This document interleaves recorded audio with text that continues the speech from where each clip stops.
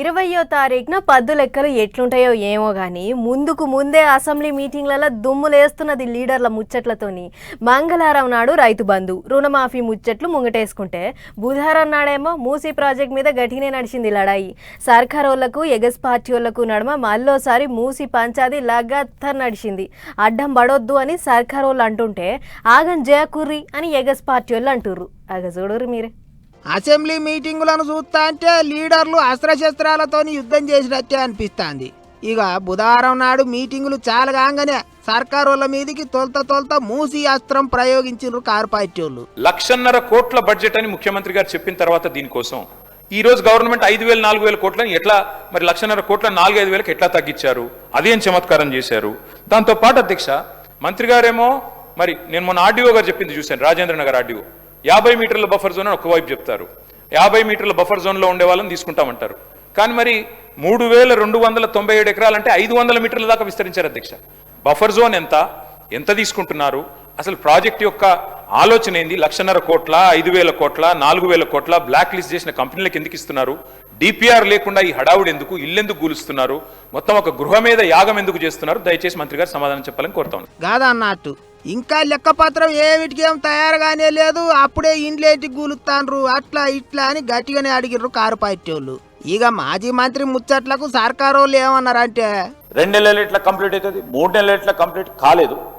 ఈరోజు డిపిఆర్ సంబంధించిన అంశం విషయంలో మెయిన్హార్ట్ అనే సంస్థకు we have onboarded in December 2024. They have given a DPR February 2026 లో వారు సబ్మిట్ చేయడం జరిగింది. ఫస్ట్ ఫేజ్ మేము చెప్పిన ఫస్ట్ ఫేజ్కి సంబంధించి ఏదైతే ఏడీబీ ద్వారా లెటర్ వచ్చిందో ఇతర సంస్థలకు సంబంధించి పూర్తి స్థాయిలో వారు అప్రూవల్ ఇచ్చినప్పుడే వారు అప్రూవల్ అంటారు అధ్యక్ష. అందుకోసం వారు ఆ విధంగా సమాధానం చెప్పడం జరిగింది. వీఆర్ ఎక్స్పెక్టింగ్ ఏడీబీకి సంబంధించిన అప్రూవల్ నెక్స్ట్ బోర్డు మీటింగ్లో వస్తుందని మేము వేచి చూస్తూ ఉన్నాం. గిట్లా మాటకు మాట గట్టిగానే నడిచింది. ఇండ్లు పోయిన వాళ్ళకి ఇండ్లు కట్టిస్తాం, మూసి నిర్వాసితుల పిల్లల కోసం ఇంటర్నేషనల్ బడులు కట్టిస్తాం అన్నట్టు చెప్పుకొచ్చిండ్రు మంత్రులు. అయితే ఎగస్ పార్టీ వాళ్ళు మాత్రం 5 కిలోమీటర్ల అవతల ఉండే హనుమాన్ నగర్ కి మొన్న నోటీసులు ఇచ్చారు. మరి ఏ ఆలోచన చేస్తున్నారో మాకు తెలియదు. మంత్రి గారు సమాధానంలో 1,450 స్ట్రక్చర్స్ అంటారు, అక్కడ చూస్తే 10,000 స్ట్రక్చర్స్ అని గెజెట్ ఇచ్చింది గవర్నమెంటే. కుడిచే ఏం చేస్తుందో ఎడమ చేయికి తెలియదు. డిప్యూటీ సీఎం గారు పేదల మీద చాలా ప్రేమ ఒలకబోశారు. వెలుగుమట్లలో ఇల్లు కూడా వారే కూలగొట్టారు. మరి ఖమ్మం జిల్లాలో మీ కాన్స్టిట్యున్సీలు ఇల్లు కూలగొడితే కూడా మీకు తెలియదు, 3వ రోజు దాకా పత్తాలేరు. మాకు అర్థమైంది ఏమంటే ప్రభుత్వం దగ్గర పైసలు లేవు, ప్రణాళిక లేవు. ఏడీబీ లోన్ ఇవ్వలేదు, ప్రణాళిక లేదు. కేవలం 1,50,000 కోట్ల దోపిడీకి మేము వ్యతిరేకం తప్ప మూసీకి వ్యతిరేకం కాదు. ఈ ప్రభుత్వ వైఖరికి నిరసనగా మేము వాకౌట్ చేస్తా ఉన్నాం అధ్యక్ష. అది అట్లుంటే పేదవాళ్ళకు మంచి చేస్తుంటే పొగిడేది పోయి అడ్డం పడుతుండ్రు అన్నట్టు మాట్లాడిండు బట్టి సారు. మీలాగా కేవలం ప్రచార ఆర్భాటం కోసం మొదలుపెట్టి ఏదో తూతూ మంత్రంగా చేసి వదిలేసేటువంటి ప్రక్రియలో ఈ ప్రభుత్వం లేదు అధ్యక్ష. చాలా స్పష్టంగా ఉస్మాన్ సాగర్ నుంచి గండిపేట దగ్గర నుంచి మొదలయ్యేటువంటి ఈ మూసీని మొదటి దశలో బాపు సరోవర్ వరకు అత్యంత పేదవాడు కన్నీళ్లు తూడుస్తూ వాళ్ళకి ఆ శుభ్రం చేసినటువంటి హైజీనిక్ కండిషన్స్లో అభివృద్ధి చేస్తున్నటువంటి మూసీ పరివాహ ప్రాంతంలో వాళ్ళ భాగస్వాములు చేసేటువంటి ప్రక్రియ ఈరోజు రాష్ట్ర ప్రభుత్వం చేస్తూ ఉంది. దీన్ని అభినందించవలసిందిగా నేను వారిని కోరుతా ఉన్నాను. ఇంకో దిక్కాటు మండలి మీటింగులలో సుతా గరం నడిచింది చర్చ. ఎమ్మెల్సీలు అంతా కలిసి ఇందిరమ్మ ఇండ్ల మీద చర్చ పెట్టుకుండ్రు. ఏదైతే గతంలో 2 BHKలు దూర ప్రాంతాల్లో కట్టిన కారణంగా సుమారు ఒక 12-13 వేల ఇళ్లు రెడీగా ఉన్నాయని బెనిఫిషరీని ఫైనల్ చేశారు అధ్యక్ష. ఇది 25,000 ఇళ్ళు ఇస్తే ఆ 25,000లో సుమారు 12-13 వేల ఇళ్ళు తాళాలు కూడా వాళ్ళు ఈనాటి వరకు తీయలేదు అధ్యక్ష. ఆ డీటెయిల్స్ అన్నీ కూడా సేకరించి వాళ్ళకి ఇప్పటికే ఒక నోటీస్ పంపించాం, 2వ నోటీస్ కూడా పంపిస్తున్నాం. రాష్ట్రంలో వివిధ స్థాయిల్లో ఉన్న 2 BHKలు అన్నిటికీ అర్హులైన పేదవాళ్ళకి, ఇళ్ల స్థలాలు లేని పేదవాళ్ళకి ఈ 2 BHKలు ఇవ్వటం జరుగుద్ది అధ్యక్ష. ఇక అంతకు ముందు పొద్దుగాల మాజీ మంత్రి Harish Rao sir తతిమ car party లీడర్లు రైతుల దగ్గర నుంచి మక్కలు జల్దీగా కొనాలి, అన్నదాతలు లాస్ అవుతుండ్రు అని లొల్లి చేసిండ్రు. అసెంబ్లీ ముంగట గులాబీ లీడర్లకు పోలీసు వాళ్ళకు నడుమ గుంజలాట గట్టిగానే నడిచింది. అటు పువ్వు పార్టీ వాళ్ళు కూడా సర్కారు వాళ్ళ మీద మంచిగానే బాణాలు వేస్తుండ్రు. ఎక్కడ తగ్గేదేలే అన్నట్టు నడుస్తున్నాయి అసెంబ్లీ ముచ్చట్లు.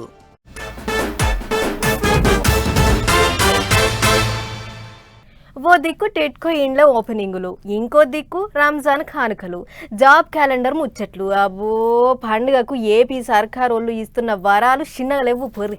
వారం దినాల సంధి తీరు ముచ్చట్లు చెప్పుకుంటా పబ్లిక్ను మస్తు దిల్కుష్ చేస్తుర్రు. బుధవారం నాడు మళ్ళీ కొత్త పథకం చాలు చేసిర్రు. మళ్ళోసారి లీడర్లంతా కలిసి బస్ ఎక్కి తిరిగిర్రు. మరిగా ఆ పథకం ముచ్చట్లేంటియో అట్లా మంగళగిరి బస్ స్టాండ్ దాకా పోయి అరుసుకొని వద్దాం పారి.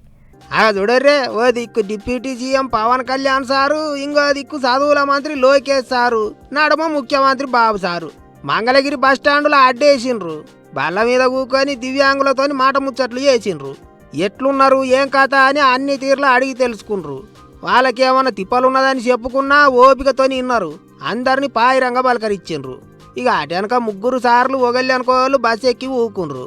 దివ్యాంగులకు పిరి బస్సు టికెట్లు ఇచ్చిండ్రు. వాళ్ళతోని కలిసి ప్రయాణం చేసిండ్రు. పబ్లిక్లో నిమ్మలంగా పోవాలి అనుకున్నారో ఎట్టనో మరిగా పల్లె వెలుగు బస్సు ఎక్కిండ్రు సార్లు. అట్లా Don Bosco school, Dolas Nagar, Prakash Nagar, Nulakapeta, Undavalli centre మీదకి పడి పెనుమాక దాకా బస్సులనే పోయిండ్రు. బాటంట పబ్లిక్కు చేతులు ఊపుకుంటా దండాలు పెట్టుకుంటా ముంగడికి సాగిండ్రు. గిట్ల ఉగాది పండుగ కానుక లెక్క దివ్యాంగుల కోసం దివ్యాంగ శక్తి పథకం పెట్టి ఫ్రీ బస్సు చాలు చేసిండ్రు సర్కారోళ్ళు. బాటంట పోయేటప్పుడు బస్సులున్న దివ్యాంగులందరినీ ఫ్రీ బస్సు పథకం పెట్టినాము, అందరికి సంబరమేనా అని అడిగి తెలుసుకుంటారు లీడర్లు. ముఖ్యమంత్రి ఉప ముఖ్యమంత్రి బస్సు ఎక్కిపోతుంటే పబ్లిక్ అంతా బాట పోయింటి పొట్టు ఎగబడ్డారు. అటెనక క్యాంప్ ఆఫీసులో దివ్యాంగులతో కలిసి కూకొని భోజనం కూడా చేసిండ్రు సార్లు. పోటువోలు దిగిండ్రు. అటు జిల్లాల పొంటి కూడా మంత్రులు, ఎమ్మెల్యేలు, ఆఫీసర్లు బస్టాండ్లకు పోయి దివ్యాంగ శక్తి పథకం చాలు చేసిండ్రు. అన్ని దిక్కుల బస్టాండ్లు కలకలలాడినాయి. పండగ ఓ రోజు ముందే వచ్చిందేమో అన్నట్టుగా అనిపించింది. రాష్ట్రంలో ఉన్న మొత్తం 11 లక్షల మంది దివ్యాంగులకు ఈ పథకం చేయబట్టి లాభం అవుతుందట. అన్నిటికి మించి దివ్యాంగ శక్తి పథకం కింద బస్సులలో ఫ్రీగా తిరగాలంటే సదరం సర్టిఫికేట్ చూపించాలన్నట. మరి అన్ని దగ్గర పెట్టుకొని పోయినరి.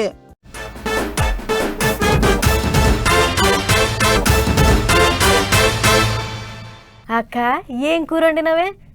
కూర పాడగాను పొయ్యి ఊదలేక యాస్టకు వస్తుంది చెల్లె. అయ్యో మీ ఇంట్లో కూడా గ్యాస్ అయిపోయిందా అక్క? మీకు 2 గ్యాస్ బండలు ఉండే కదా, నాకు ఒకటి బదులిస్తావేమో అని అడుగుదామని వచ్చిన. ఆయన ముందుగా నింపించుకోలేదా అక్క? మీ బావ ముద్దనష్టపోడు నింపించుకురమ్మంటే పోడాయే, నాకు ఈ తిప్పలు తప్పవాయే. ఏం చెయ్యను చెల్లె. గిట్ల నడుస్తున్నాయి ఊళ్ళో పొంటి అమ్మలక్కల నడుమ గ్యాస్ ముచ్చట్లు. గ్యాస్ దొరుకుడే లేదు. కమర్షియల్ గ్యాస్ కరువు అవుతుంది, ఇంట్లో గ్యాస్ కొరకు తిప్పలవుతుంది. ఏడ చూడు గ్యాస్ గోదాముల కాడ కుప్పలు తెప్పలు. బుకింగ్ చేసుకున్న గ్యాస్ దొరికే పరిస్థితి లేదంటే చూడు. ఇక పెద్ద ముచ్చట ఏంటంటే గ్యాస్ కొరకు కూడా పైరవీలే. ఎలకున్నోళ్ళు పోతే ఓ తీరుగా, ఎలకలేనోళ్ళు పోతే ఇంకో తీరుగా. ఖాళీ గ్యాస్ బండ్ ఉండాలి, బుక్ ఉండాలి. బుక్ ఎవరి పేరు మీద ఉందో పక్క ఆళ్లే ఉండాలి, సంతకం పెట్టాలి. లేకుంటే గ్యాస్ ఇచ్చే ముచ్చటే లేదనేటి కండిషన్లు నడుస్తున్నాయి చాలా దుక్కుల గ్యాస్ గోదాముల కాడ. కొడుకు పేరు మీద గ్యాస్ ఉండి ఆయన పట్నంలో ఉంటే ఇక అలా పరిస్థితి ఏందో, గ్యాస్ దొరకనట్టేనా? ఆన్లైన్ లో పైసలు కడతామంటే నడవదాట, పక్కా పైసలు పట్టుకుని రావాల్సిందేననేటి కండిషన్లు మీదికేంచి. కిలోమీటర్ల కమానం లైను, గంటల కమానం పడికాపులు. ఏం చేస్తారు మరి? ఒక్క గ్యాస్ కుండ దొరికినా ఓ 5-6 నెలలు వెళ్ళిపోతుందని ఎవరు ఆపోచన వాళ్ళది. ఓ కాంచి గ్యాస్ కొరకు తిప్పలేం లేవని గవర్నమెంట్ వాళ్ళు చెప్తూనే ఉన్నారు, కానీ పబ్లిక్ కు మాత్రం ఈ తిప్పలైతే తప్పలేవు. మరి ఇదిట్టుంటే ఇదే సందని గ్యాస్ సిలిండర్ల పేరు మీద కూడా పొట్టు నడుస్తున్నాయి దందాలు. మళ్ళీ ఎక్కడో కాదు, మన హైదరాబాద్ పట్టణంలో ఇంట్లో వాడుకునేటి గ్యాస్ సిలిండర్లను హోటళ్లకు, రెస్టారెంట్లకు, టిఫిన్ సెంటర్లకు అమ్ముకుంటున్నారట కొంతమంది గ్యాస్ ఏజెన్సీలు నడిపించుకునేటోళ్ళు. బుకింగ్ చేయకున్నా చేసినట్టు, డెలివరీ కాకుండా అయినట్టు మెసేజ్లు వస్తున్నాయట కస్టమర్లకు. అంటే వాళ్ళ పేరు మీద దొంగ బుకింగ్లు చేస్తున్నారు అన్నట్టు. అట్ట కూడా 950 రూపాయలకు దొరికేటి గ్యాస్ కు 3000 4000 వరకు వసూలు చేస్తున్నారంటే చూడు ఏ తరీకలో నడుస్తుందో వాళ్ళ దందా. మరి పబ్లిక్ కు ఈ గ్యాస్ తిప్పలు ఎన్నడ తప్పుతాయో ఏమో గానీ ఇదే సందని దందాలు చేసుకునేటోళ్లకు మాత్రం గల్ల పెట్టే ఫుల్ అవుతుంది పోండ్రి.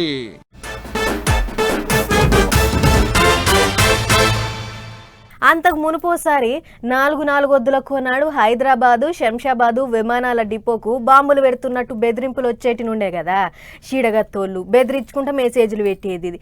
అధికారులేమో ఆగమాగం అప్పుడు ఆ టెంక అదంతా ఉత్తముచ్చటే అని తెలుసుడు. ఇట్లా బొచ్చడు మాటలు నడిచింది. అట్లనే ఇప్పుడు వీళ్లకు బెదిరింపులు మళ్ళా. రైట్, ఇప్పుడు వరంగల్ జిల్లా కోర్టు వంతు వచ్చింది. దేనికి అనుకుంటున్నారు? బాంబు బెదిరింపులకు. వరంగల్ జిల్లా కోర్టును పైటిలి 2 వేలు చేస్తామని మెయిల్ వచ్చేటాళ్లకు ఉరుకులే కాదు, పరుగులే కాదు అధికారులకు. బాంబులు దేవులాడేటి మిషన్లు వాసన చూసి దొరకబట్టేటి పోలీస్ కుక్కల్ని పట్టుకొని దిగిళ్ళు. ఇంకేముంది, సందుకు దేవులాడేటి గిట్లా.